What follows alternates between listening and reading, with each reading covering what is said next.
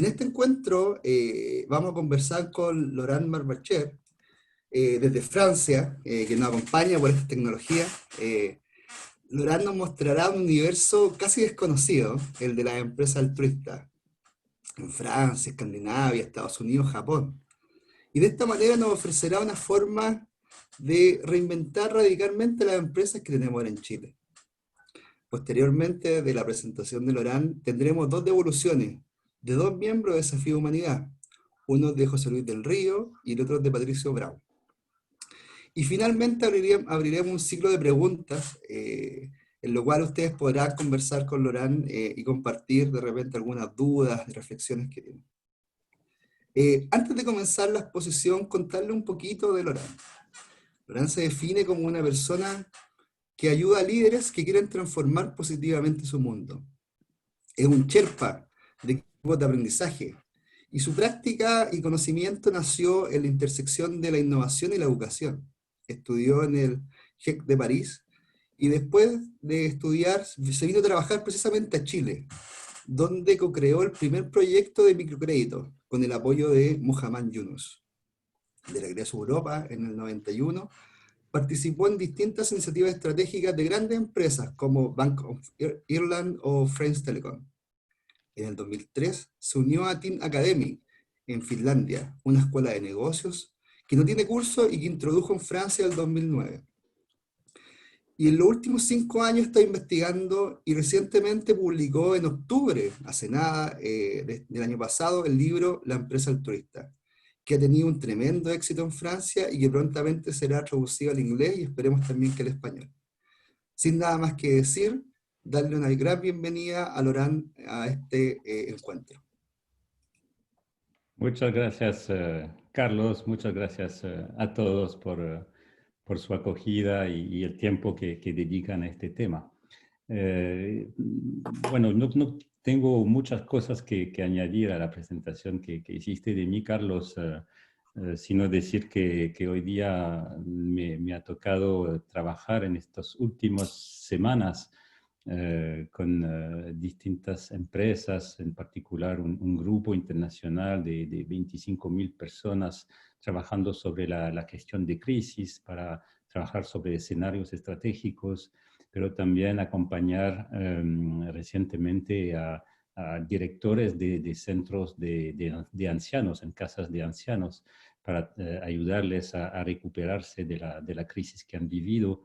Y todo eso me ha dado, digamos, una visión un poco más adelante de lo que hemos escrito en el libro, porque esta crisis, yo creo, nos ha traído sorpresas y también una visión distinta de lo que habíamos estudiado. Entonces, quizás para empezar esta charla me gustaría compartir con ustedes, voy a compartir mi pantalla primero, compartir con ustedes este pensamiento de uno de los más grandes, yo creo, hombres políticos, por lo menos en Europa, del siglo pasado. Y este hombre, no sé si lo van a reconocer, porque ahí parece un poco, no tanto como un hombre político. Este hombre es Václav Havel, que fue el primer presidente de la República de Chequia, no sé cómo se dice, Czech Republic, después de la caída del muro de Berlín.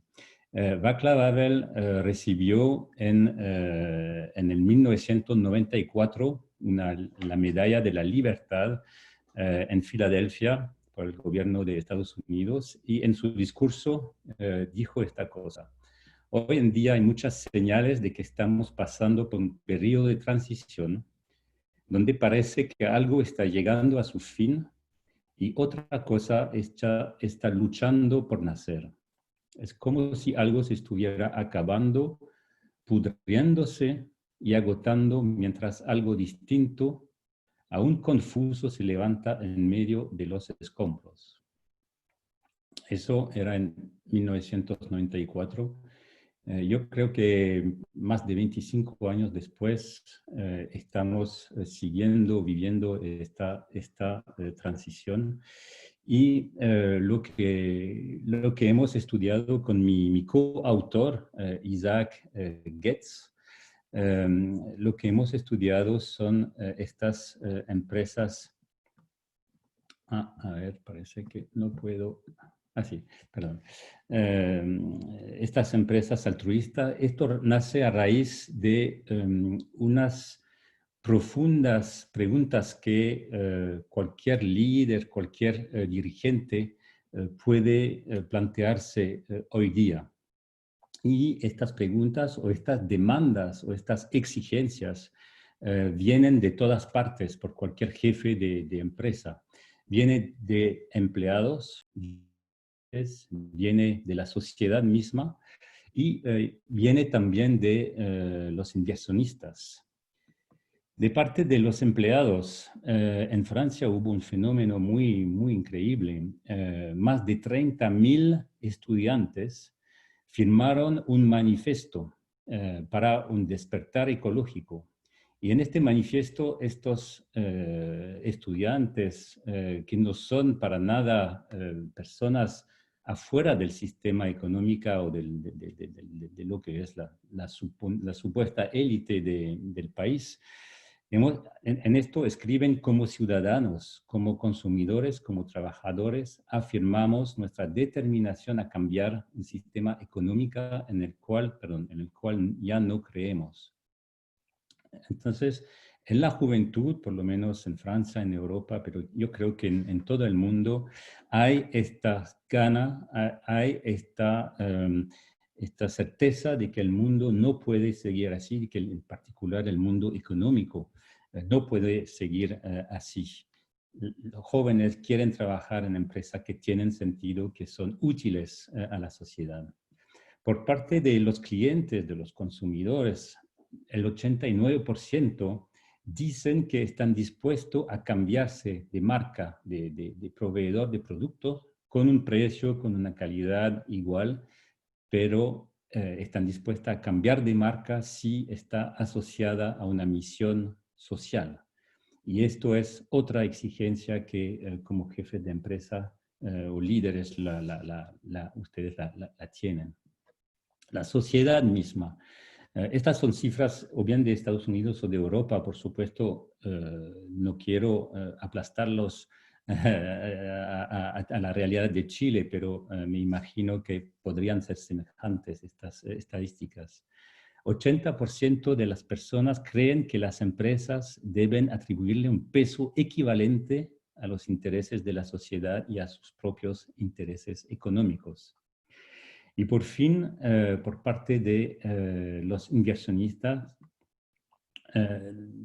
más de la mitad de la gente que invierte en empresas no invertiría en una empresa que no mejore la sociedad en un sentido amplio. Ahí la cifra es un poco más baja, pero hay también muchas cosas que ocurren en este ámbito.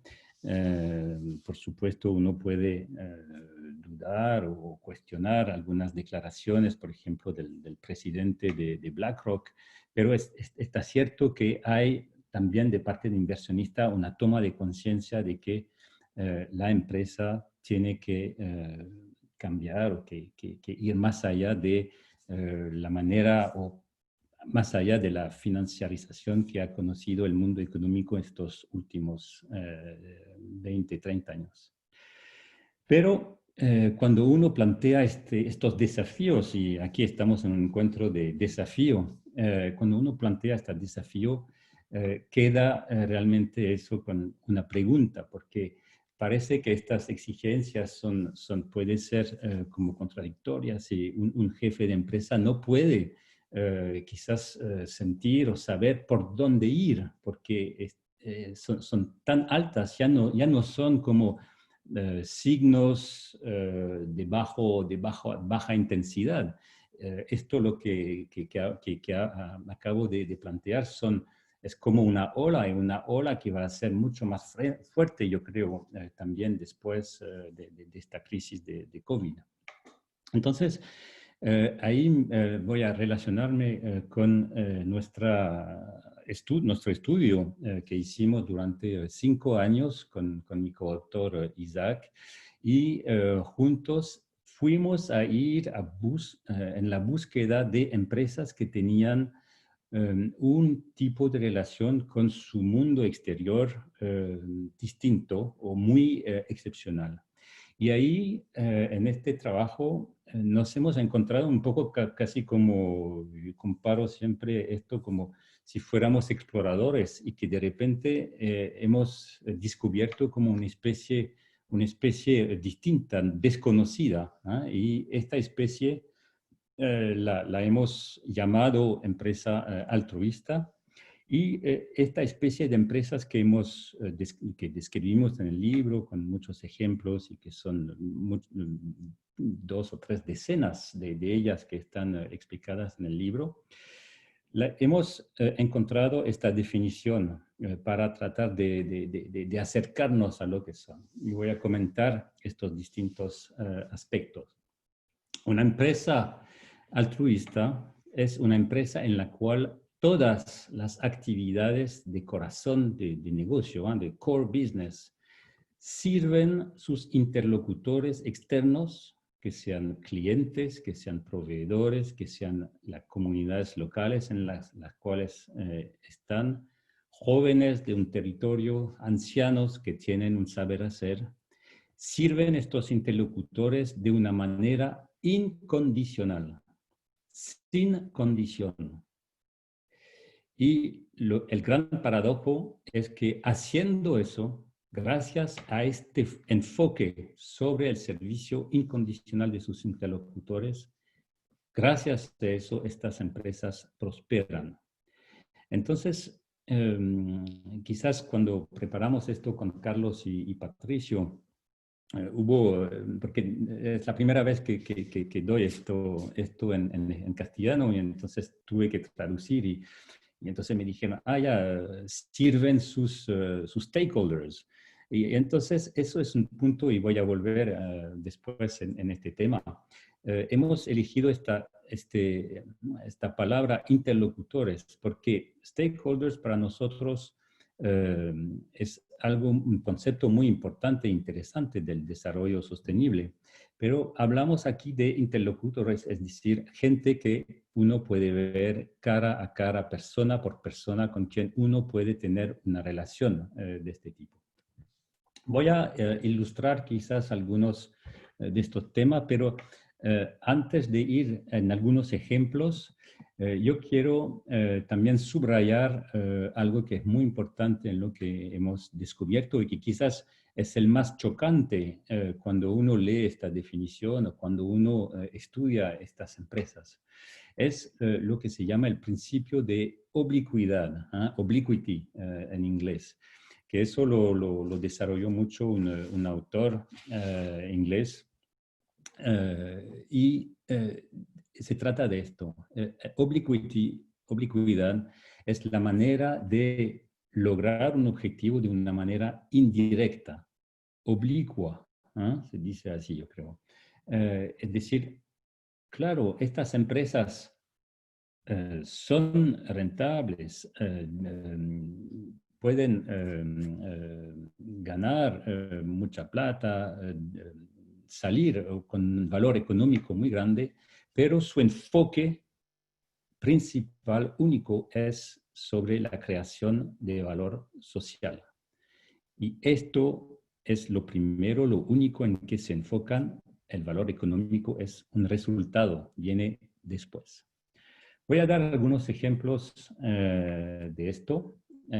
Y el primer ejemplo que voy a dar, vamos a California, en la Silicon Valley, y les quiero presentar una empresa que es una empresa no de alta tecnología, sino que de muy baja tecnología, en el sentido de que The Fruit Guys es una empresa que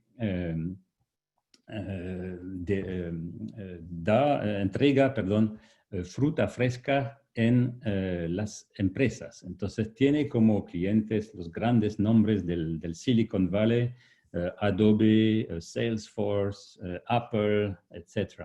Y van entregando estos baskets, how do you say that? Estas cajas de fruta fresca.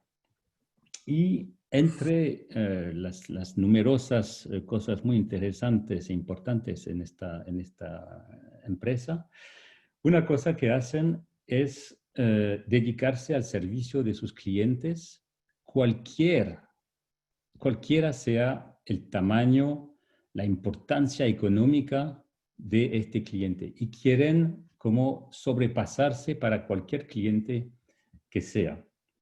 Y entre los ejemplos que están en el libro, hay este ejemplo que a mí realmente me impresionó. Tiene que ver con una cliente que se llama Jennifer Black, y Jennifer vive en Bakersfield. Bakersfield, eso queda como a 5 horas de auto del Silicon Valley, de donde están los The Fruit Guys.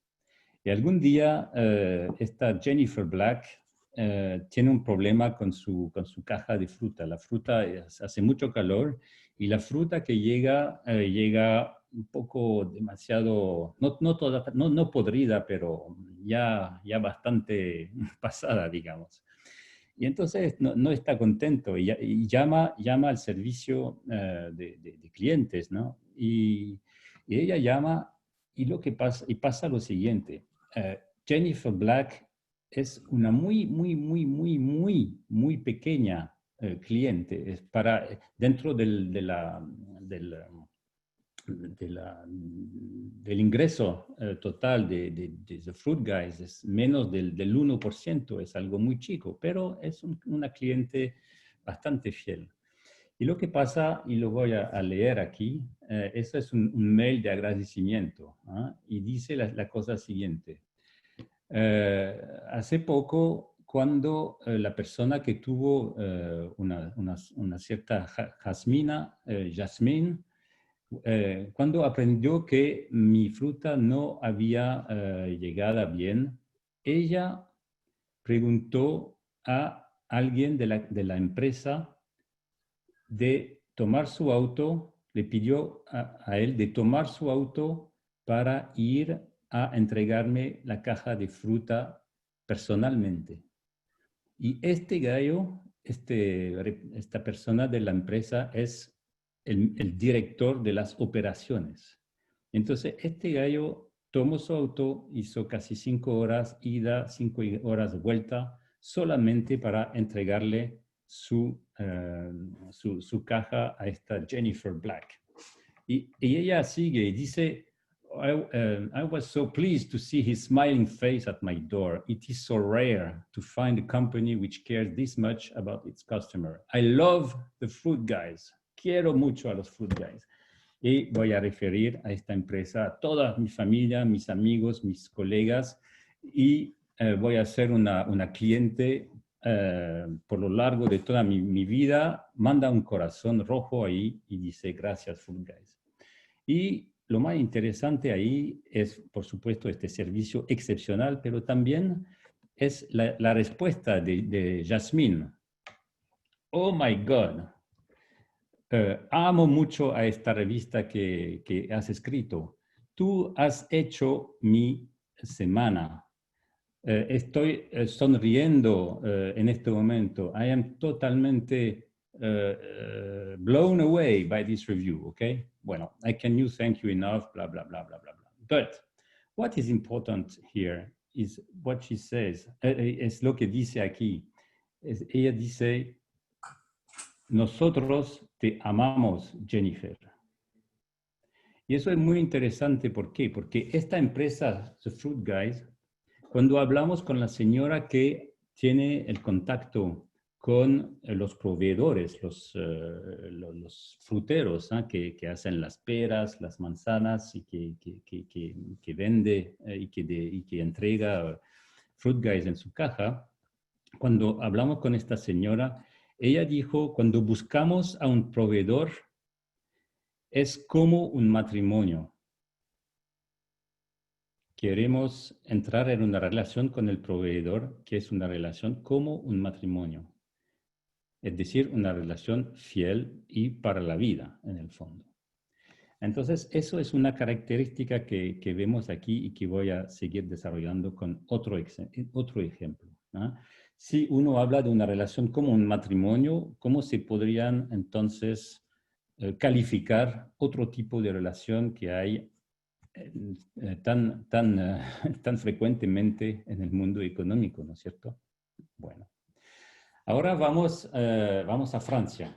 Aquí estamos en otra empresa que hemos descrito en nuestro libro, que se llama LSDH. Es una lechera al principio y ahora es una empresa de 2.000 personas que es un líder en Francia de lo que son las bebidas, o sea, jugo de frutas, leche, por supuesto, leche de almendra, etcétera, pero en marca de distribuidor. Y LSDH, cuando uno va a su fábrica, una de las fábricas principales, uno entra y ve esta casita ahí a mano izquierda cuando entra, y eso uno se pregunta, pero ¿qué es lo que será esta cabaña? Y uno descubre que esta cabaña tiene un nombre, se llama la Casa del Camionero, de los camioneros.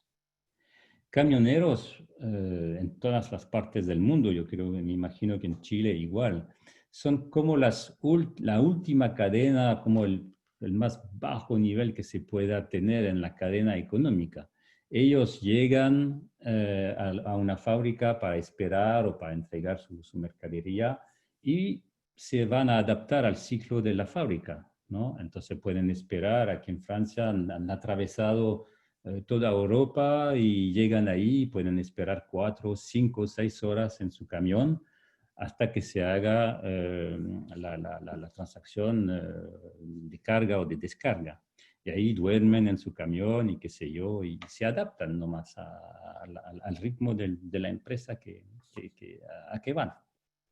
Allí, en este lugar, en la casa de los camioneros, LSDH ha puesto a disposición de todos los camioneros que llegan, le ha puesto a disposición un lugar donde dormir con camas, un lugar donde divertirse con televisión y juegos, un lugar donde comer con comida gratuita, no tienen que pagar nada. Y así se pueden descansar esperando que sea el tiempo de su carga o de su descarga. Y ahí, cuando uno va ahí, puede ver esto que es el libro de oro, que hay como tres libros así, gordos como esto. Aquí les traduzco lo que está en una página. Soy una mujer de camionero. Qué felicidad de poder encontrar de nuevo un poco de dignidad y de poder cuidarse a sí mismo. Gracias por la acogida y esta casa que está dejada para los camioneros. Camilla. Otro dice, en 15 años es la primera vez que veo tanto confort donde un cliente. Les agradezco realmente. Da mucho placer de sentirse respetado. Chauffeur Grimaud. Esto es un ejemplo entre miles de otros, por supuesto, de lo que les decía hace poco, la diferencia entre stakeholders y interlocutores. Los interlocutores son personas concretas, con nombre, con rostro, y en este ejemplo de LSDH, eso es lo que pasa. Ahora, lo que quisiera, subrayar, porque a menudo muchas personas nos dicen, sí, pero me acuerdo la primera vez que fui a hacer una charla en una gran librería en el norte de Francia. Hubo 2 profesores de responsabilidad social de la empresa que se levantaron y me dijeron, pero eso es lo mismo que la responsabilidad social de la empresa, la C, Corporate Social Responsibility, no veo la diferencia. Entonces, para ellos y para ustedes le voy quizás a precisar este punto. Supongamos que representamos el valor económico que crea una empresa aquí en verde, con esta forma verde, y el valor social con esta forma naranja.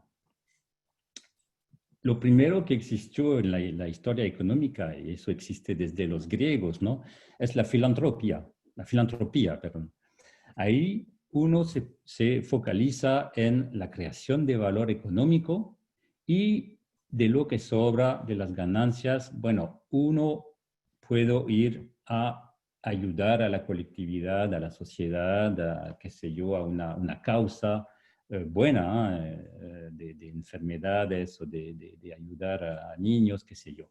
Pero la creación de valor social, en este caso de la filantropía, el valor social es exterior a las actividades de la empresa. Uno crea el valor económico con la empresa y después va a crear valor social afuera. Y muchas veces, por supuesto, la relación entre el valor económico creado y el valor social creado es un poco desproporcionado, ¿no? Bueno, eso es filantropía. Segunda cosa que apareció en los años 80 con Michael Porter. Él escribió un libro y un artículo muy famoso en la Harvard Business Review on Shared Value. Y eso fue como también un principio de reflexiones sobre lo que una empresa podría hacer, especialmente hacia lo que llamamos el bottom of the pyramid.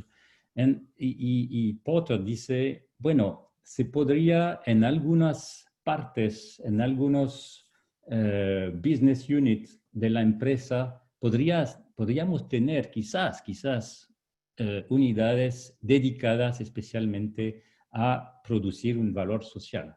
Pero esto está limitado a algunas actividades de la empresa, no todas. Y también esta búsqueda de valor social está constreñida por la búsqueda del valor económico. Queda en el marco de este marco verde del valor, de la creación de valor económico. Con la responsabilidad social de la empresa, aquí estamos en algo distinto. Claro que con esto se trata de tocar el máximo de las actividades de la empresa, pero hay una ambigüedad porque también la responsabilidad social uno puede tener actividades que pueden ser exteriores a las actividades principales de la empresa. Y en todo caso, esto de la responsabilidad social de la empresa queda dentro todavía del marco de la búsqueda del valor económico. Aquí en Francia, las grandes empresas del CAC 40, que son las más grandes, las 40 más grandes empresas, o sea, que hacen el índice de la Bolsa de París, tienen la obligación de producir un informe de responsabilidad social. Y no sé si es lo mismo en Chile, pero ustedes se pueden imaginar de los dos informes, el informe financiero y el informe de responsabilidad social, cuál es el más importante para los dirigentes, el más importante para la bolsa, los inversionistas, ¿no? Y creo que en esto, por supuesto, es un progreso, es algo que va en el buen sentido, pero todavía queda muy restringido y las prácticas son muy variables. Ahora llega también en estos últimos años esto del B Corp, Benefit Corporation, y también el Conscious Capitalism, que realmente va más allá de que la responsabilidad social de la empresa y también va en un sentido muy bueno según nosotros. Y el B Corp quiere tocar todas las actividades de la empresa. Quiere poner al centro la búsqueda de la creación de un valor social. Ahora, dentro del B Corp, todo esto sigue estando constreñido por la búsqueda del valor económico. La búsqueda del valor social está constreñido por la búsqueda del valor económico. ¿Ok? Todo esto es muy, muy importante, muy, muy interesante, ¿eh? Mi propósito no es decir que eso no tenga justificación y mucho sentido. Ahora, lo que hemos visto en las empresas altruistas que hemos estudiado, pasa lo siguiente. La búsqueda, como les he mostrado en lo del principio de oblicuidad, la búsqueda de la creación de valor social toca a todas las actividades de la empresa y no está constreñida por la búsqueda de valor económico. Es decir, que todo el enfoque de la empresa, el corazón de las actividades, el core business, todas las actividades, la organización, los sistemas operacionales, todo está orientado hacia cómo creamos el máximo de valor social para todos nuestros interlocutores externos. Y este enfoque es el que, como consecuencia, crea un valor económico. Y en los múltiples ejemplos que tenemos en el libro, vemos que este valor muchas veces es mucho más fuerte que la competencia y es muy impresionante porque es un valor económico que dura, ¿eh? No es algo como ocasional. Pero eso es una diferencia muy, muy grande y es muy importante entenderla entre esta especie de empresa que son las empresas altruistas con todos los demás enfoques que ustedes conocen. Ahora, uno puede preguntarse lo siguiente, es decir, bueno, ¿cómo construir una empresa de este tipo? ¿Qué es lo que esto requiere por los líderes, por la empresa misma, los empleados? Podríamos pasar un día entero, ¿no?, sobre este tema porque es muy, muy, muy interesante. Lo primero que quiero decir es que no hay receta. En cada empresa que hemos visto, que hemos estudiado, nos hemos encontrado con un camino creativo único y cada empresa ha como desarrollado su forma, su manera de ser una empresa altruista. Ahora, tenemos también dos o tres puntos como siempre, que hemos visto siempre. El primer punto es que hemos visto en la mayoría de casi todos los casos, un camino interior del dirigente muy importante y voy a desarrollar esto en un momento. Segundo, este camino interior se traduce por una acción constante y profunda sobre el modo de funcionamiento de la empresa. O sea, no es solamente una idea o una declaración pública o qué sé yo. Es algo que se encarna en todo lo que hace la empresa. Y voy a dar también otro ejemplo. Y por último, pero eso no queda primero. En Francia, en este momento, hay muchas cosas alrededor de lo que se llama la razón de ser de la empresa. Hubo una ley votada por el Parlamento que otorga la facultad a empresas privadas de escribir en sus estatutos una misión, una finalidad social. Se llama empresas a misión. Y también, bueno, todo eso está ligado con el movimiento B Corp y todo esto que está pasando, ¿no es cierto? Y un grupo, por ejemplo, como el grupo Danone, eso va a ser muy, muy importante, muy interesante, perdón.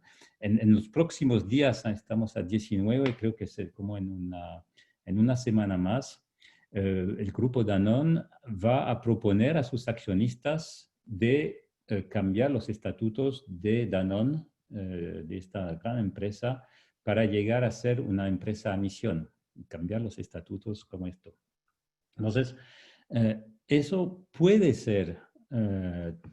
tener una importancia, pero hemos visto y para nosotros es muy clave eso, es que lo más importante no son los estatutos. En algún momento dado puede ser importante, pero no es la clave. La clave es realmente el liderazgo y la manera en que estas empresas de hecho son altruistas, no en los estatutos, porque uno sabe todo lo que pasó con el greenwashing o con whatever washing que ustedes pueden imaginar. Nosotros seríamos muy tristes si algún día hay un altruistic washing o algo así.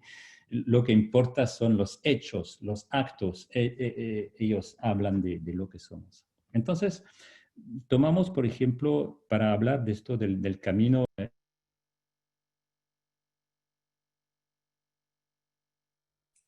Lorán, se te puso en mute. Ahí está. Sí, ok, perdón. Eh, quiero hablarles, porque hasta ahora, bueno, les he dado ejemplos de pequeñas, medianas empresas, pero bueno, el SDR son 2.000 personas, pero ahí vamos en Japón y para hablarles del camino interior del dirigente, aquí pueden ver a Haruo Naito, que es el CEO de Eisai. Eisai es un laboratorio farmacéutico que hace como 5.000 millones de euros de ingresos y que tiene más de 10.000 personas. Y es una empresa cotizada en la bolsa de Tokio. Y este hombre de una familia, al principio es una empresa familiar y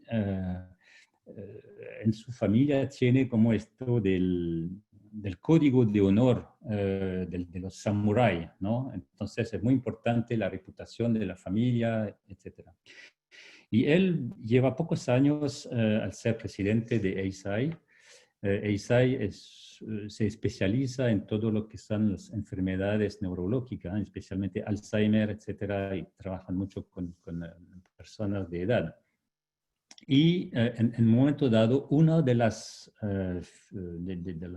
empresas del grupo Eisai hizo algunas cosas muy poco éticas y él no lo ha visto, no se dio cuenta de que eso ocurría y por falta de control o qué sé yo. Y entonces eso lo vive muy, muy mal. Y en 2 meses va a perder 20 kilos, para decirle un poco la crisis interior que él vive. Y este señor Naito reflexiona mucho, es decir, ¿por qué estas cosas pueden pasar dentro de la empresa que dirijo? ¿Por qué es así? ¿Qué pasa? Y entonces, al reflexionar, llega a una especie de intuición muy, muy, muy fina, diciendo, ok, ahí me doy cuenta que quizás la finalidad de la empresa no es buena y no es clara para todos. Y entonces hace algo muy simple, cambia la finalidad en todos los papeles, en cada vez que habla, cada vez que hace, que habla con gente, con inversionistas, con empleados, con clientes, en vez de decir que ellos son una empresa que desarrolla y que vende medicamentos, él dice, la finalidad de nuestra empresa es aliviar el sufrimiento de los pacientes y de sus familias. Entonces, eso puede parecer muy, ¿qué decir? Muy, muy liviano, ¿no? Eso no es un gran plan estratégico de, de cambio y de qué sé yo. Pero contamos en el libro lo que nos contó una señora que trabajaba como visitadora médica, perdón.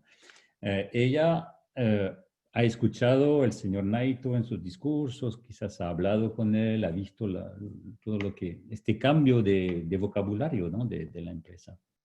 Y ella trabaja en un sector de Tokio que es muy, muy difícil. Las ventas son muy bajas, van bajando, Los médicos no quieren, cuando llama para pedir una cita, ellos dicen, no, Eisai, no queremos hablar con Eisai, no nos interesa, etc. Entonces, ella está en bueno, logra tener algunas citas, pero se encuentra en la sala de espera un día y está con su computador, no sé si existe así en Chile, pero en Francia es así. Y tú ves que en la sala de espera hay gente que no son enfermos aquí, están por otra cosa aquí. Y de repente, bueno, está pensando, ¿qué les voy a poder vender a este médico? Bla, bla, bla. Y de repente piensa en lo que Naito ha escrito y dicho. Cierra su computador y empieza a hablar con la gente que está alrededor, que son pacientes. Y dice, bueno, ellos tengo que aliviarle el dolor, pero ¿cuáles son sus dolores, sus sufrimientos, los familiares? ¿Qué pasa? Y empieza solamente a hablar con esta gente. Voy a hacer la historia más corta. Esta señora empezó, a raíz de esta toma de conciencia, empezó con otros colegas a cambiar totalmente el modo de enfocarse a los médicos y a los pacientes. A los 6 meses empezó a armar grupos de ayuda a los ancianos, a los familiares, porque con sus entrevistas descubrió que uno de los problemas más importantes son las caídas de los ancianos, se rompen algo, etc. ¿Cómo hacer que se caigan menos los ancianos? Y habló con asociaciones de enfermos, con familias, y armó toda una especie de ecosistema en que Eisai tenía un rol como parte de este ecosistema, pero con este enfoque, cómo aliviar el sufrimiento de las personas. Por supuesto, eso no tenía nada que ver con su hoja de puesto o descripción de puesto, perdón, de comercial de Eisai, pero tuvo la libertad de hacer esto. A los 6 meses, las ventas subieron en su sector y innovaciones que tuvo ahí se desplegaron también dentro del grupo. Hoy día, si van a la página web de Eisai, se van a encontrar con lo que llaman el mágico 1%. Es decir, que cada empleado que esté en la contabilidad, que esté en el marketing, que esté en el departamento de investigación científica, cada empleado tiene que dedicar por lo menos un 1% de su tiempo a estar con enfermos y a hablar con ellos y tener una relación con ellos. Entonces, eso es 1 día o 2 días al año, es muy poco, pero en el fondo lo cambia todo porque reorienta toda la empresa sobre la finalidad de lo que hace este laboratorio. Eso es para ilustrar esto del camino interior del dirigente y las consecuencias que puede tener después sobre los cambios. Otro ejemplo aquí es un banco sueco. Este banco se llama Handelsbanken, es un banco muy antiguo y este banco no tenía muy buenos resultados en los años 70. Aquí no les estoy hablando de una B Corp o de un startup recién nacida. Les estoy hablando de un banco bastante antiguo. Hoy día Handelsbanken es más de 10.000 personas, es uno de los más grandes bancos de detalle en Suecia. Y en los años 70 vino un nuevo presidente porque el banco estaba con resultados financieros más o menos y llega alguien llamado Jan Wallander. Y Jan Wallander decide de poner todo el banco realmente al servicio del cliente.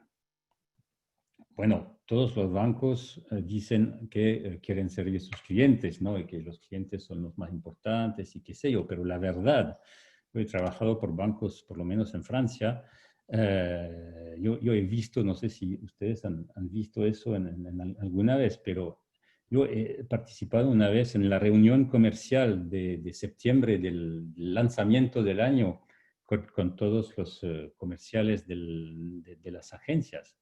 Pucha, pero eso es increíble, ¿eh? Con los objetivos y tienes que vender tantas libretas y vender tantas cosas, etcétera. Entonces, la gente sale ahí y va a buscar sus clientes y a quién le puedo vender tal producto. Y, es una cosa de loco.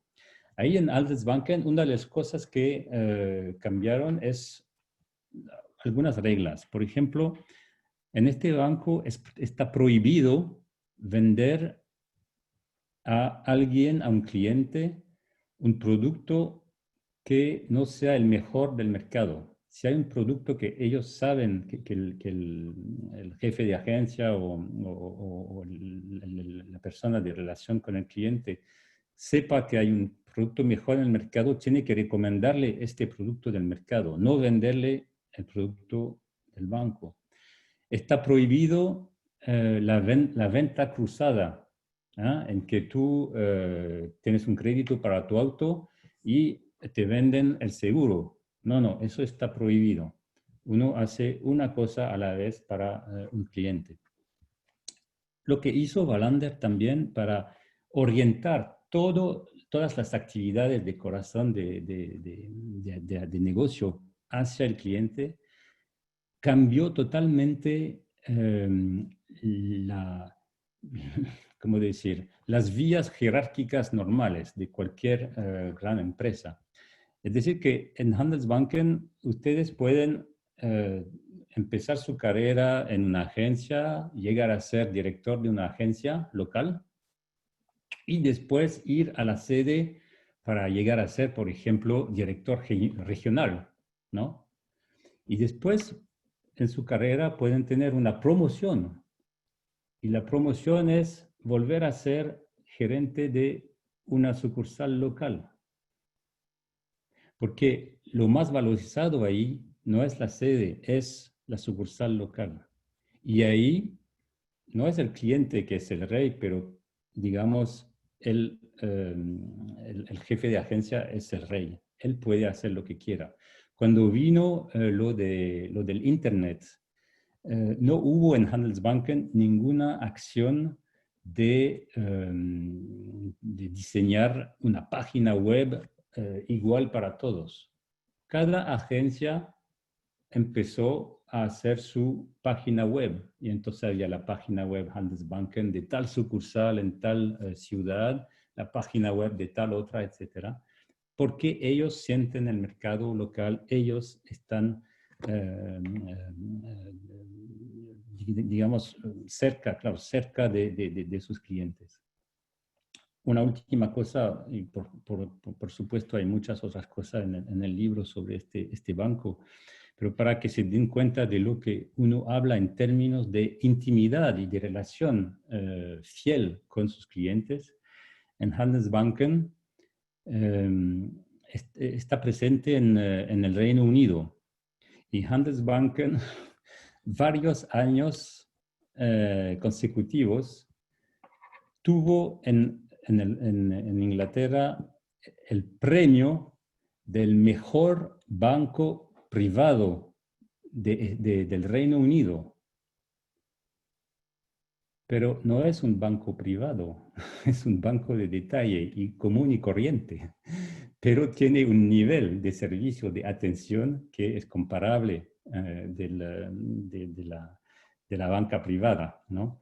Y entonces es como si en Francia las más altas autoridades del vino le dieran el premio del mejor vino a un vino, qué sé yo, de Eslovenia o qué sé yo. ¿Se dan cuenta lo que pasó ahí? Bueno, entonces, este ejemplo de Handelsbanken es para indicarles que la empresa altruista no solamente se trata de un discurso, sino se trata de una transformación de cada proceso, de cada organización, de cada manera de actuar con sus clientes, pero también con proveedores y todas los interlocutores de la empresa, interlocutores externos, y por supuesto, pero eso no lo hemos desarrollado tanto en el libro porque eso era parte de lo que mi coautor Isaac Getz escribió en un libro anterior.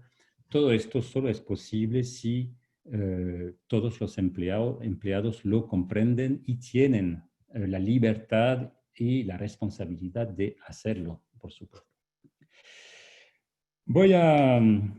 Creo que me faltan, sí, unos 5 minutos y bueno, después Carlos y la Fundación Desafío les vas quizás a mandar un lazo de un artículo que hemos recién escrito por la revista en Estados Unidos, Strategy in Business, en la cual damos algunos ejemplos de lo que ha pasado con estas empresas y otras durante la crisis de COVID.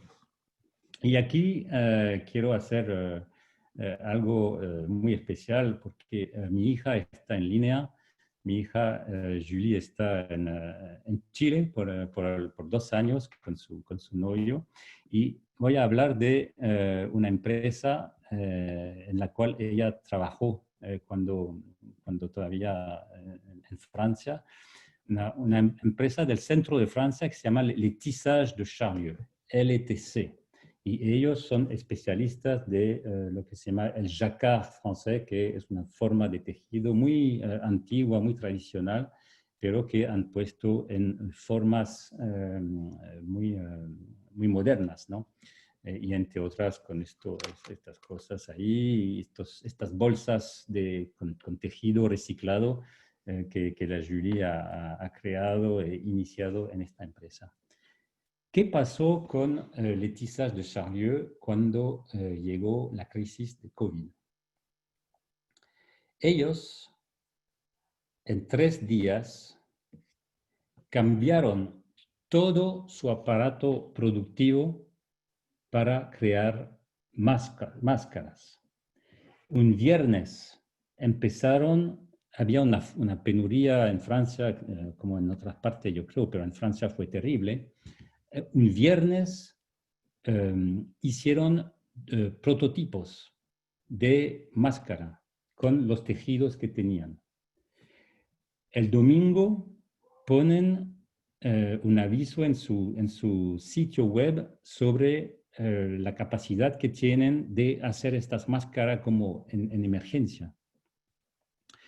El lunes tienen 800.000 vistas en su sitio web.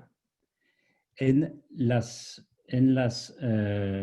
días que siguen reciben miles de llamados para decir, queremos máscaras, ustedes pueden hacerlos.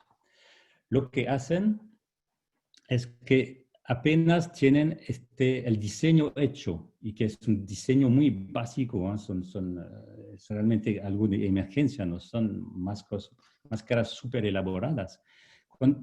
Apenas obtienes en esta semana la autorización de producirlos, comparten todos sus diseños con la competencia.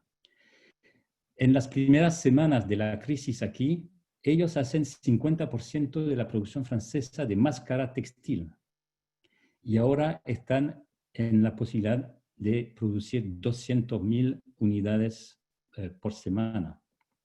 Es decir que en 3 días el corazón de actividad, y por supuesto llamaron a sus clientes para decirles, oye, no vamos quizás a entregarles sus pedidos porque queremos orientar nosotros hacia esto de las máscaras, es la emergencia y queremos, eso es el sentido de nuestra empresa, es hacer esto.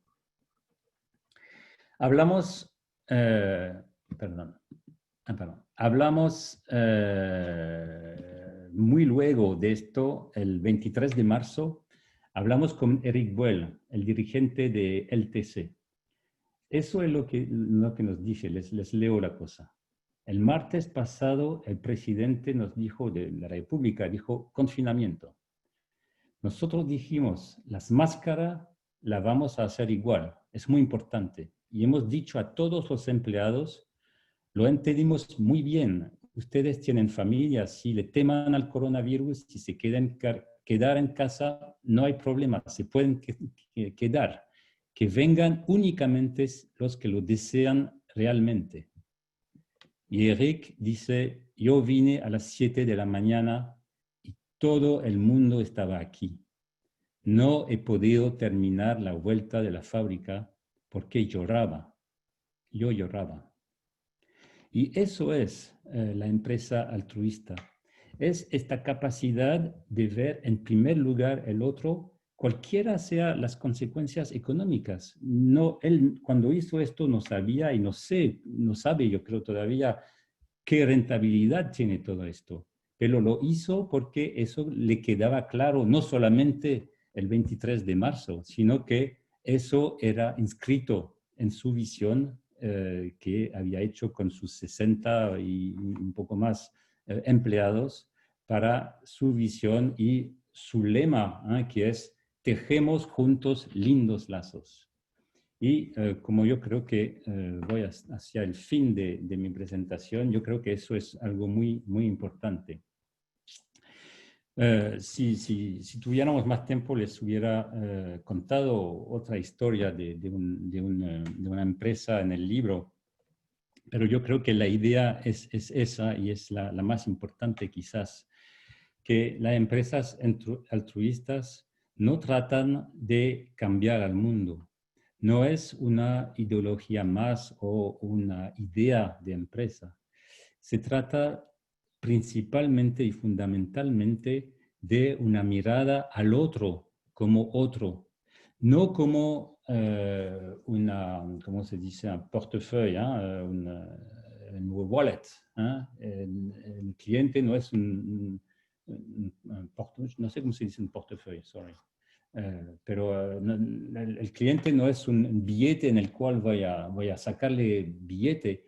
El empleado no es un recurso humano, como otros recursos materiales, qué sé yo. El otro como otro, con toda su plenitud de ser humano, y a raíz de esta consideración, a raíz de este tipo de relación, ahí construimos la economía, ahí construimos quizás este mundo distinto del cual hablaba Václav Havel y que la acotación que decía al principio de mi speech. Eso sería todo. Muchas gracias y creo que hay algunas preguntas si quieren ahora. Gracias, Lorán, por tu exposición brillante, no solo por la claridad, sino también por la humanidad. Es decir, por ver cómo en la empresa hay esperanza y mostrar también ejemplos de cómo lograr ir cambiando la búsqueda de la empresa, esta idea un poco de pasar de una visión transaccional a una visión relacional, de pasar de cliente a una persona, de pasar de un proveedor a una persona en la cual uno tiene un matrimonio. Dijiste algo muy fuerte, para uno que está casado, un matrimonio, uno busca la relación de largo plazo, así que te agradezco la presentación, Lorán. Y bueno, y ahora la idea es tener un par de comentarios que ya habíamos conversado. Y en primer lugar, ahí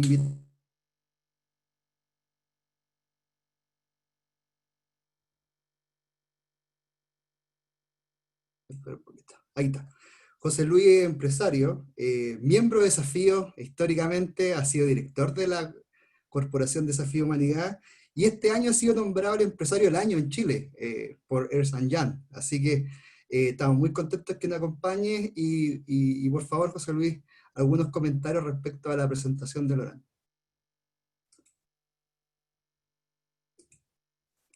Si puedes poner a un mute, te agradecería. Uy, se me fue José Luis. ¿Aló? Un poquito, vamos. Ahí está, ahí está. Ahí se conectó. Ahí se Perfecto. conectó. Perfecto. Oye, muchas gracias Carlos, y gracias Pato, nuestro presidente en Desafío, que me pidió ayer en la tarde que quería que hiciera una devolución. Para mí, te digo, Laurent, no te conocía, pero es un privilegio oírte, oír a un emprendedor, me doy cuenta que eres emprendedor, que sabe el mundo de la empresa. Yo soy emprendedor toda la vida, desde cero, y me encanta, fíjate, déjame decirlo, no solo la claridad conceptual, sino que la forma como refinada, diría yo, de entender el mundo de la empresa y al mismo tiempo querer hacerla más humana. Normalmente, y perdona, no quiero comparar, pero siempre las comparaciones son feas. Perdona, estoy improvisando, no alcancé a tomar ninguna nota, yo pensé que iba a hablar más al final, ¿eh? Pensaba preparar un poco, pero así que me voy a tirar así en pelota, como decimos en Chile. Normalmente las personas que hablan de humanizar la empresa y de quererla son como gente de buena voluntad y que entiende bien poco el cómo realmente es ese motor de funcionamiento interno. Y me doy cuenta por los insights que tú das que no sé, que es muy potente, ¿eh? Esto incluso esa gente pragmática, que solo quien necesita ganar más dinero podría aprender algunas lecciones de acá para hacer empresas más efectivas en sus objetivos no tan generosos. Mira, ¿qué cosas, por ejemplo, me llamaron la atención de ti que me encantaron? Esto de escuchar a los clientes. Es algo que yo he hecho toda la vida. Yo también aprendí mucho de los japoneses, ¿eh? Por eso me llegó muy de adentro. Yo partí con Suzuki en Chile, con la distribución de los autos Suzuki cuando yo tenía 29 años. Y ahí aprendí, fíjate, el enfoque de marketing de ellos es muy distinto al americano, ¿eh? No contratan las grandes consultoras para llegar a estos números grandes de marketeo, sino que conversan directamente con sus clientes. Tratan de entender, hacen pruebas concretas, pragmáticas y atienden a esas necesidades más que muchas veces los clientes no alcanzan a conocer. Pero lo que me encantó de tu aporte es que no solamente entender a los clientes para poder darle un mejor, digamos, sacar un mejor producto y por lo tanto vender más, sino que para poder satisfacer sus necesidades más íntimas, más profundas. Eso me encantó. Eso me abrió los ojos, yo no lo había pensado nunca. ¿Ah? Yo siempre digo, cerca al cliente, close to the customer, es mi lema, pero nunca había entendido esto para entender de realmente qué quieren. ¿Ah? Y creo que tiene que ser mucho más del 1% mágico. ¿Ah? Las empresas que lo hacen bien son aquellas que escuchan de verdad. ¿Ah? Y escuchan en forma, porque normalmente la arrogancia de los CIOs, los CEOs de las grandes empresas, creen que lo saben todo y no tienen el respeto de bajar hasta abajo, a la sucursal, ahí al hombre que sufre. Me encantó. ¿Qué más te puedo decir? Perdona que no alcancé a tomar las notas, pero me encantó toda la conceptualización tuya de empresa, ¿cómo se llama? De la filantropía, la responsabilidad social empresarial. A mí, y perdón, sé que estamos hablando de un grupo íntimo de desafíos, así que voy a hablar así como hablo yo en franqueza. Me ha cargado la responsabilidad social empresarial de siempre, porque de alguna manera es un timbre que tratan de conseguirse empresas para justificarse, pero no se nota en la forma como lo hacen, en cómo lo publicitan, así que yo me he negado siempre a participar en ninguna actividad de responsabilidad social empresarial. ¿Ah? Y sí hemos tratado de hacer empresas buenas. Ahora, el problema, Laurent, y se lo digo a todos, sobre todo a don Sergio Ristaile, que lo vi ahí que estaba participando y me mandó un recado muy cariñoso, gracias Sergio, ¿eh? Es que uno muchas veces en la vida no puede cambiar la empresa porque no es el único dueño. Y cuando en la empresa moderna, compleja, con muchos accionistas, con muchos directores profesionales, quería dialogar contigo. ¿Cómo se puede hacer eso para llegar a que ya no estamos hablando de los stakeholders, sino que los propietarios se preocupen y se encarguen de hacer empresas mejores y más humanas? ¿Ah? No es fácil.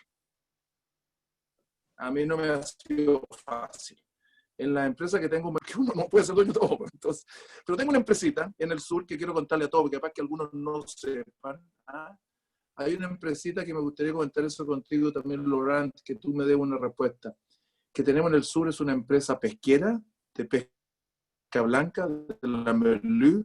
La Merlú parecía la Merlú, que es tan buena como la de ustedes, ¿eh? Y quizás mejor, creo yo. Y la vendemos casi todo a España, a Portugal, la consumen toda allá. Y en esta empresa que partió hace 30 años, tenemos una relación de una gran confianza con nuestros trabajadores, con todos los trabajadores y con los sindicatos. Y que se ha basado en algo, ¿eh? Que esto es una empresa que no la ha ido bien, es una empresa dura, es una empresa difícil, pero sobre todo tenemos el problema de la legislación pesquera.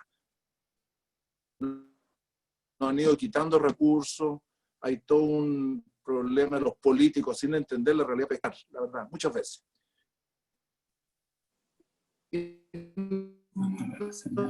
Nosotros hace muchos años yo hice participar a los dirigentes sindicales a todos. Se crea una especie de confianza. Así que ahora que ya estoy más viejo, y ellos son los que más cuidan la empresa, gran parte de ellos son dirigentes socialistas, comunistas, que van y pescan aquí por el cogote al subsecretario el día que le vienen a quitar las cuotas.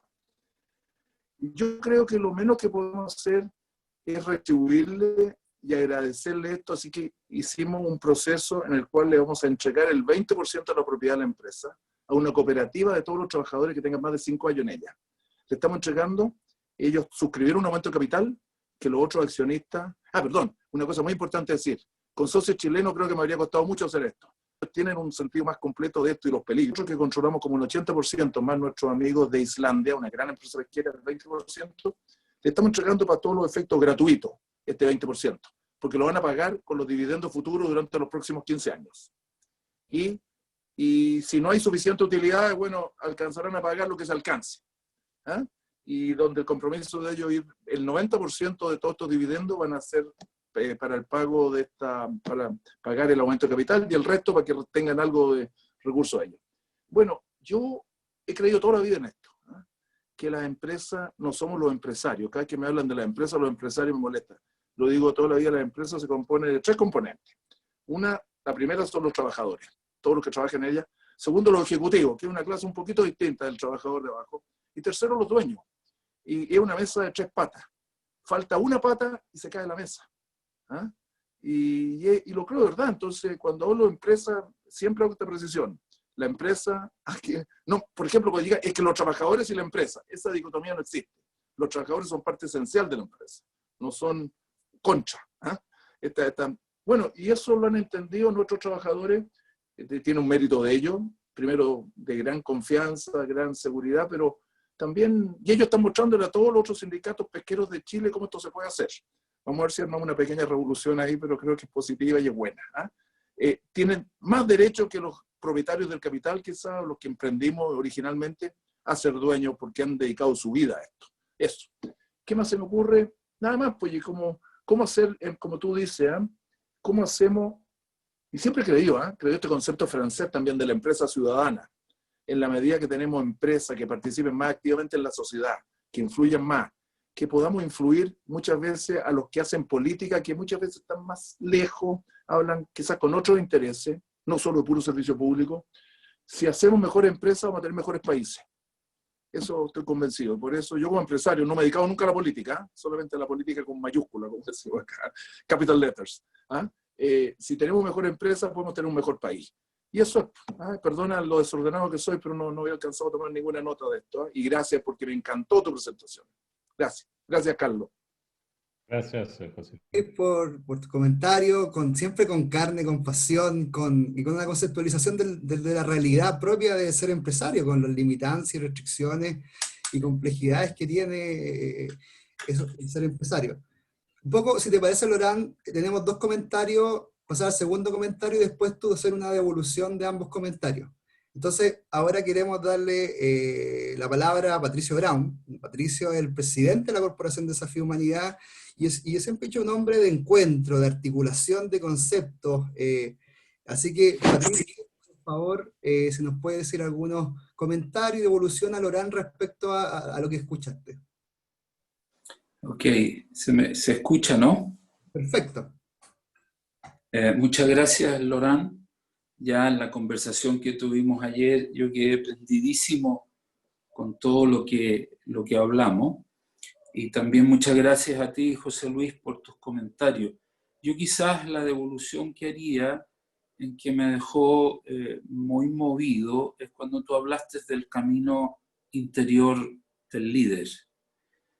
A mí me parece que el problema que tenemos hoy día en nuestras naciones y en nuestro propio país es la desconfianza en el liderazgo. Hay mucha desconfianza en el liderazgo. Y en todos estos casos que tú mencionaste, tanto el que lideraba el banco, el del laboratorio, la empresa francesa, la lechera y la de fruta, evidentemente ellos tuvieron un líder que había desarrollado un camino interior. Y el camino interior fundamentalmente se basaba en pensar en el bien común de aquellos que trabajaban con él. Y esto que es notable, que es casi poético, de las cartas que escribían las mujeres de los camioneros. Todos sabemos lo duro que es ser camionero, moverse de un lado, alejarse de la familia, y cuando llegaban a cargar sus productos se encontraban un espacio digno, una casa acogedora, una cama caliente, y lo que escribían al irse, lo que escribía esa mujer, hablaba que ese camino interior del líder hacía que los trabajadores, los colaboradores, encontraran en el trabajo un sentido y también su propio camino interior. Y toda esa historia que tú relataste con la mujer que le llegó esta cosa de la fruta y incluso apelaba para el amor, uno dice, bueno, ¿será posible crear un mundo como este? A mí lo que me pasa, y en esta devolución, es que en medio de esta pandemia, donde yo creo que todos hemos llorado un poco, todos hemos vivido la incertidumbre, tus palabras y todo lo compartido por ti, a mí me trae mucha esperanza para el futuro de ver una sociedad distinta donde las personas realmente puedan sentir que su líder se fijó en ello. Y termino con esto que tú contaste de la empresa donde trabajó tu hija, que creo que está por ahí, tu hija, y que este hombre que llegaba y citaba todo, llegaba a las 7 de la mañana, estaba todo, y recorría la fábrica llorando, porque probablemente esas lágrimas de él son lágrimas que surgieron desde el dolor. Y entonces ahora se encontraba con la esperanza de ver a montones de los trabajadores sirviendo al país y sirviendo a la comunidad de una manera impresionante. Entonces me quedo con esto, Laurent, de la empresa que parte de sacar el máximo valor social y no el máximo valor económico. Y entonces lo económico es el resultado de que le sacamos el máximo valor social. El camino interior es el que todos necesitamos hacer en medio de este mundo. Así que, Laurent, muchas gracias. Estoy con mi señora al lado, ella no ha aparecido. También te manda las gracias, mi señora. Y muchas gracias a todos los que han participado con nosotros en este desafío, porque la vocación de desafío es el encuentro. Y darle gracias a Monsieur Gallet, a Denis Gallet, porque Denis Gallet fue el que te contactó a ti, porque son amigos de muchos años. No sé si Denis está por ahí. Un abrazo, Denis, por habernos conectado al grupo de desafío Laurent. Un abrazo muy grande, Laurent. Pato, perdona que te interrumpa. Pato, Sí, Denis está ahí. ¿Por qué no le dice que diga algunas palabras? Él es el que ha iniciado todo esto. Dile, bien. Denis, ¿por qué no nos dice algunas cositas, por favor? Yo te iba a proponer eso. Denis. Denis, por favor. Por ahí está. Estoy bastante emocionado porque Laurent, nos conocemos con Laurent desde el año 84-85. Llegó a Chile para hacer su servicio militar en el Banco del Desarrollo, después amó contigo, después se casó con la hija de uno de mis mejores amigos. Tenemos una relación extraordinaria. Tuve el privilegio de leer su libro y luego voy a agregar quizás una cosa, Laurent, que me llamó mucho la atención a propósito del camino personal de la persona, del dirigente. Lo que descubrí y que me hizo mucho reflexionar sobre mi vida es la coherencia total entre el proyecto personal, el ser personal y el ser profesional. Y eso me parece algo fantástico de ver que no hay los valores que pongo en práctica en mi vida personal son los mismos valores que yo pongo en mi vida profesional. Y descubrí que desgraciadamente al inicio de mi vida profesional yo tenía una incoherencia total. ¿Eh? Entonces, buscar esa coherencia entre esos dos seres, lo personal y lo profesional, es lo que descubrí en tu libro. Y te agradezco mucho, porque veo un signo de esperanza para nuestra humanidad tremenda con la empresa altruista. Gracias. Bueno, Laurent, tuviste 3 comentarios, así que estás bendecido. Y la idea un poco es, si puedes hacer una evolución y después pasar, aunque brevemente, a un espacio de preguntas. Así que, Ok, por favor, Laurent. ok. Sí, hay algunas cosas quizás que no sé si voy a contestar realmente, pero sí hay algunas cosas que me vienen. Cuando tú dijiste, José Luis, que estos CEO que creen que lo saben todo, y hablabas de Suzuki y de los japoneses, entonces hay un artículo le puedo dar la referencia muy interesante de un gallo llamado Richard Pascal, que interpretó de una manera distinta el éxito de Honda en Estados Unidos, que todas las matrices del BCG, etcétera, interpretaban esto como una forma, claro, que todo estaba conforme a la teoría, ¿no?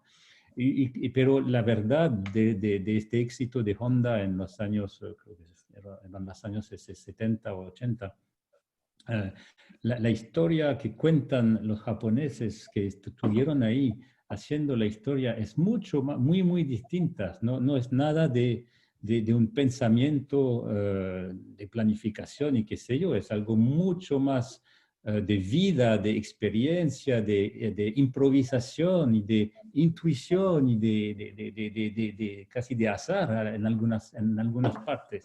Yo creo que eso es realmente también algo muy importante, quizás no he subrayado bastante en mi presentación, es que todo lo que hablamos ahí en la empresa altruista no es una ecuación lógica.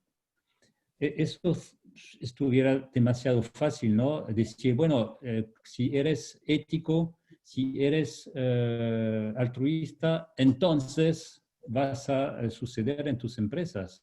No, si lo haces por esta razón, no vas a lograr a tener éxito.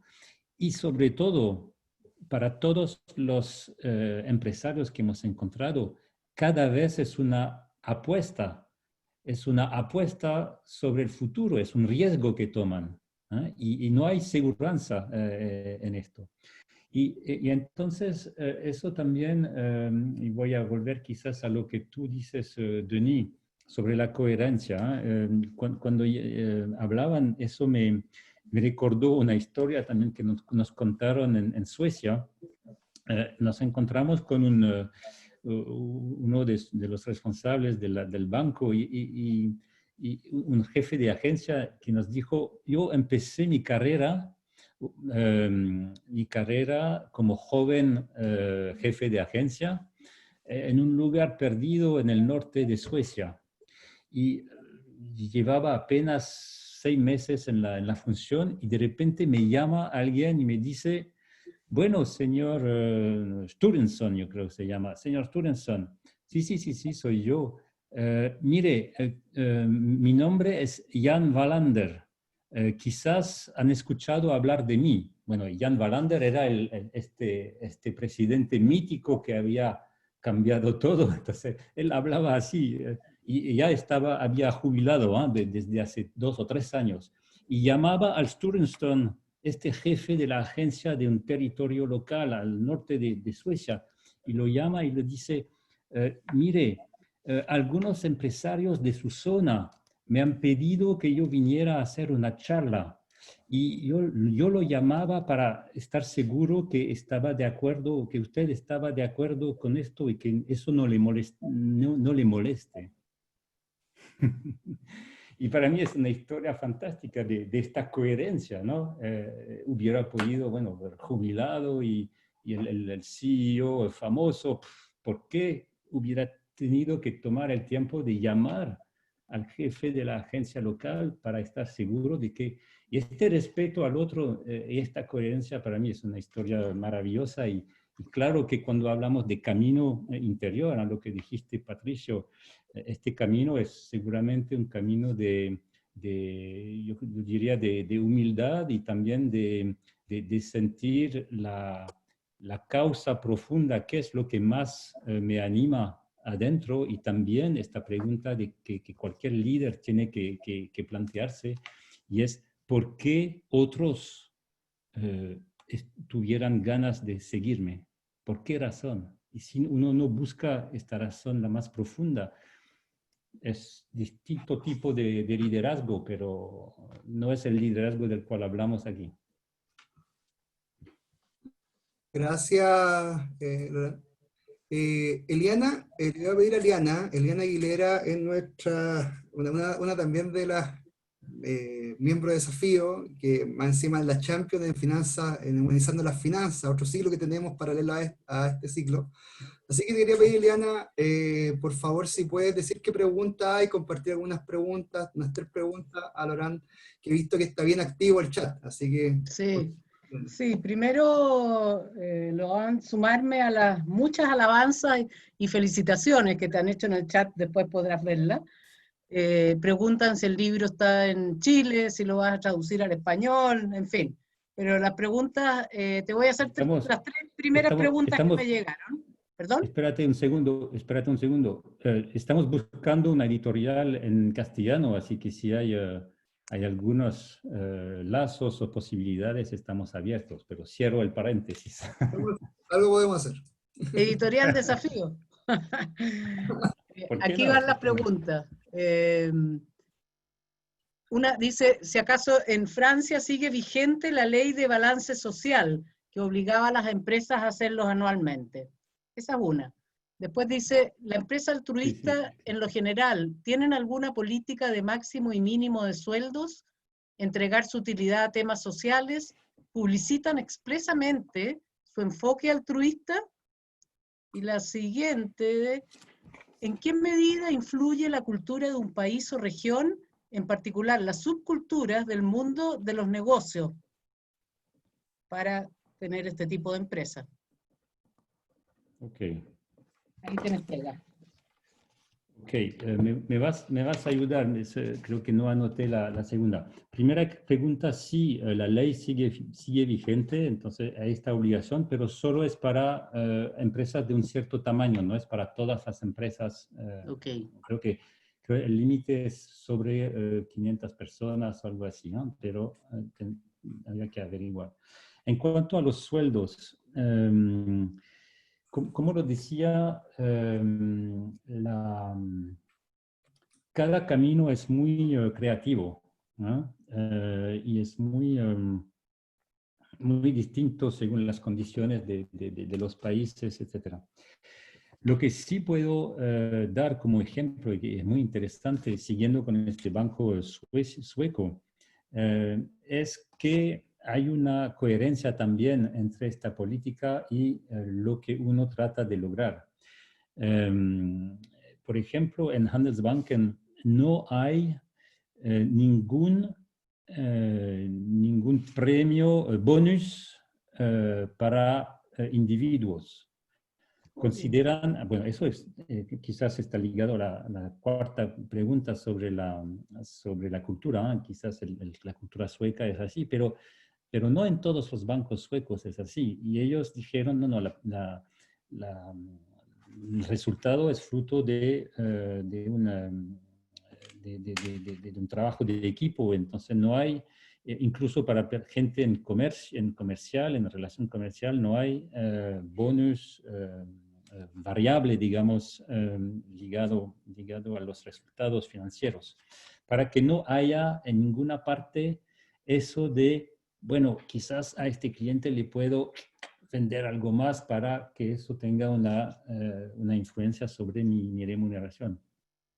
Pero también hay otra cosa muy interesante en Handelsbanken, es que porque están buscando algo sostenible, ¿no? Sostenible en el tiempo, incluyen esta dimensión del tiempo con un mecanismo muy, muy interesante. Es decir, que para que la gente no porque como hay un nivel de autonomía extremo al nivel de la agencia o de la persona que está en relación directa con el cliente. Eso no lo dije, pero si yo tengo un cliente, yo trabajo en el Handelsbanken, yo le puedo dar al cliente al tiro una respuesta sobre qué tasa de crédito le voy a hacer. Y tengo esta libertad, no tengo que referir a mi jefe y mi jefe a una entidad regional y la región a la sede o cualquier sea, no. Hablamos y digo, bueno, les puedo hacer tal tasa, qué sé yo. Y entonces, para evitar que haya esta tendencia, ¿no es cierto?, de darle crédito a cualquier persona, porque eso es bueno para el banco y para mis resultados, qué sé yo. Cada empleado, su retiro, su fondo de pensión, es accionista de los Handelsbanken. Es decir, que su jubilación tiene que ver con el resultado a largo plazo del banco. Entonces, todo el mundo está con esta comprensión de que lo que hago hoy tiene consecuencias mañana y pasado mañana y también para mí. Y eso creo que es lo importante en cuanto a sueldos, etcétera, es esa cosa de la coherencia de los sueldos con lo que uno es o quiere hacer. La tercera pregunta, ¿me la puedes recordar? Voy a la cuarta. No te escuchamos. ¿Perdón? Diana, unmute, por favor. Ya. La pregunta era lo del máximo y mínimo entre los sueldos, si acaso entregan su utilidad a temas sociales y si publicitan expresamente su enfoque publicidad. altruista. Ok. Eso es muy interesante porque hemos descubierto que estas empresas son muy discretas. No hacen publicidad.